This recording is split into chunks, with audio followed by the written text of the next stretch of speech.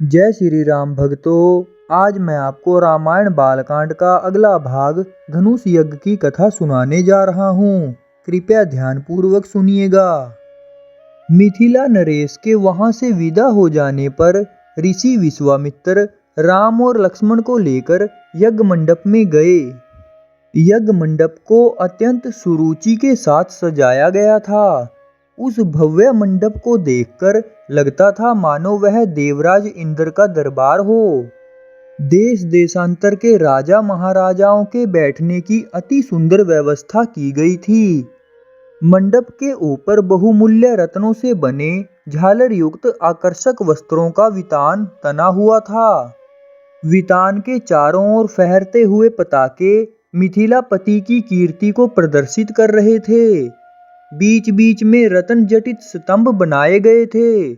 वेदपाठी ब्राह्मण एवं तपस्वी शांति पाठ कर रहे थे। देदीप्यमान वस्त्राभूषणों को धारण किए हुए राजकुमार अपने अपने आसनों पर विराजमान थे। ऐसा लग रहा था मानो सैकड़ों इंद्र अपने वैभव और सौंदर्य का प्रदर्शन करने के लिए महाराज जनक की यज्ञ भूमि में एकत्रित हुए हों।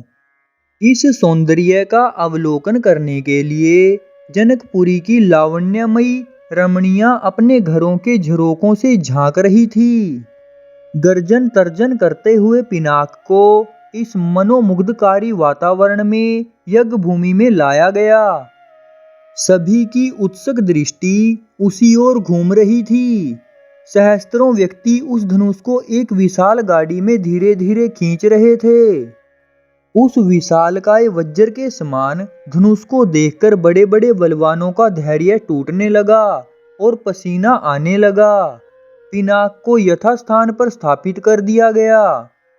राजा जनक के ज्येष्ठ पुत्र सीता और उनकी सहेलियों को साथ लेकर धनुष के पास आए और बोले, हे संपूर्ण संसार के राजाओं और राजकुमारों, महाराज जनक ने प्रतिज्ञा की है कि जो कोई भी महादेव जी के इस पिनाक नामक धनुष की प्रत्यंचा को चढ़ाएगा, उसके साथ मिथिलापति महाराज जनक अपनी राजकुमारी सीता का विवाह कर देंगे।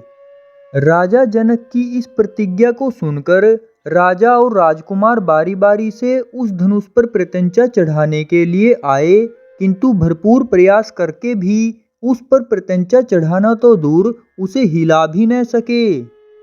अंत में वे लज्जित हो सिर को झुकाकर तथा श्रीहीन होकर इस प्रकार अपने अपने आसनों पर लौट गए, जैसे कि नागराज अपनी मणि गुवाकर लौट आते हैं। इस प्रकार एक एक करके सब राजाओं और राजकुमारों को विफल मनोरथ होकर लौटता देख महाराज जनक को बहुत दुख हुआ। उन्होंने बड़ी निराशा के साथ मर्म भेदी स्वर में कहा, संपूर्ण संसार में विख्यात शक्तिशाली योद्धा यहाँ विद्यमान है, किंतु बड़े दुख की बात है कि उनमें से कोई भी पिनाक पर प्रत्यंचा नहीं चढ़ा सका। उनकी इस असफलता को देखकर ऐसा प्रतीत होता है कि पृथ्वी शूरवीर क्षत्रियों से खाली हो गई है।